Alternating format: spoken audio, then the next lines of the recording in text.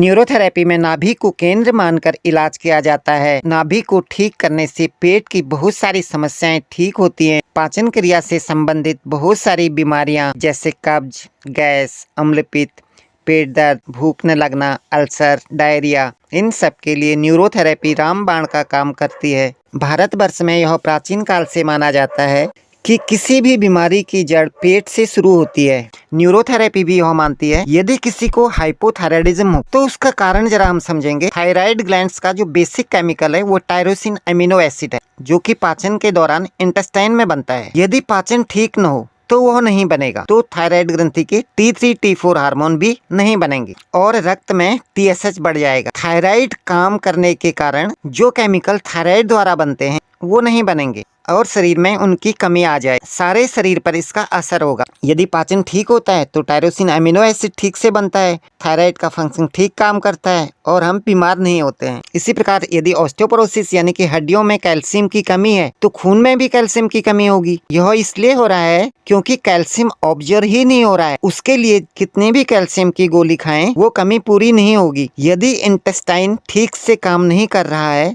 और पाचन ठीक से न हो तो कैल्शियम इंटेस्टाइन में ऑब्जर्व ही नहीं होगा और कैल्शियम रक्त में भी नहीं पहुंचेगा। अगर रक्त में ही कैल्शियम कम हो तो हड्डियों में कैल्शियम की कमी आएगी ही आएगी। न्यूरोथेरेपी इंटेस्टाइन के फंक्शन को ठीक करती है।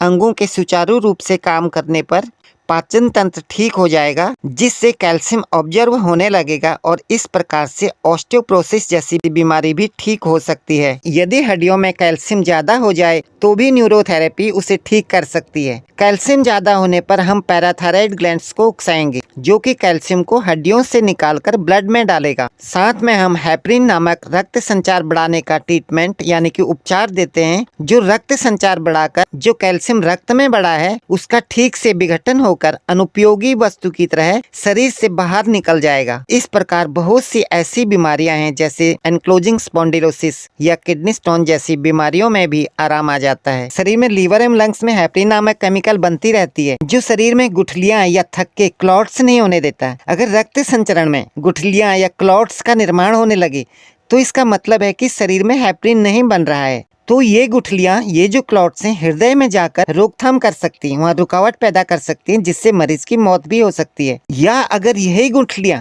यही क्लॉट्स ब्रेन में जाकर वहाँ रक्त संचार में रोकथाम करती हैं तो पैरालिसिस हो जाता है। जब हम पैनक्रियास, लीवर एवं लंग्स को एक्टिवेट करते हैं तो हेपरिन बनने लगता है, जो उन गुठलियों को डिजोल्व या खत्म करती हैं। धीरे धीरे मरीज के रक्त की सारी गुठलियां निकलने लगती हैं, सारे क्लॉट्स निकलने लगते हैं। जो गांठें काफी समय से सूखी हुई हैं वे भी निकल जाएंगी और पैरालिसिस या हृदय रोग या हृदय में ब्लॉकेज भी ठीक होने लगते हैं। अगर ब्रेन में या रक्त में कोई वायरस घुस जाने के कारण ब्रेन की फंक्शन बिगड़ जाए या वह व्यक्ति बीमार हो जाए तो उसकी रोग प्रतिकारक शक्ति कम हो जाती है और अनेक प्रकार के वायरस से हुई छोटी छोटी बीमारियां भी भयानक रूप धारण कर लेती हैं। इसमें न्यूरोथेरेपी में थाइमस ग्रंथि एवं लिम्फ ग्रंथियों को उकसा करके उद्दीप्त करके रोगी की रोग प्रतिरोधक शक्ति को बढ़ाते हैं, जिससे रोगी ठीक हो जाता है। इसी प्रकार वैसे तो कोलेस्ट्रॉल शरीर के लिए बहुत जरूरी है, क्योंकि इसी से शरीर स्टेरॉइड्स हार्मोन्स बनाता है, जो मनुष्य को हर प्रकार के विपद से भिड़ने